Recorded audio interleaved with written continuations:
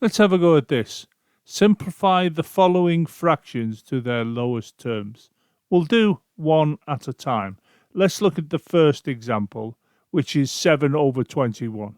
We need to find the biggest number that I can divide into 7 and 21. And we refer to what's called the highest common factor, but I'll cover that in another video. But for this example, I can see we can divide the top and bottom by 7, which is the biggest number that can be divided into both the 7 and the 21. If I divide the 7 into 7, then it'll go once. If I divide the 7 into 21, it'll go 3 times. So I end up with 1 over 3, which we can see is 1/3. 1/3 is 7 21s in its lowest terms.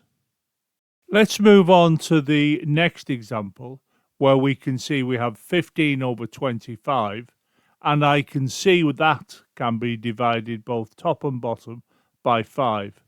If I divide 15 by 5, we get 3. If I divide 25 by 5, we get 5. So you can see we have 3 over 5, which is equal to 3/5. So 3/5 is 15 over 25 in its lowest terms.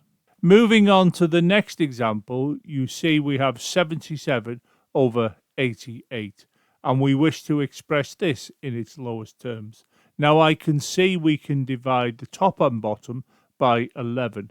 If I divide 77 by 11, it'll go 7 times, because 7 11s are 77.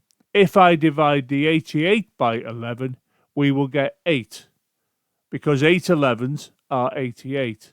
So you can see we have 7 over 8, and of course that is equal to 7/8, which is the fraction in its lowest terms.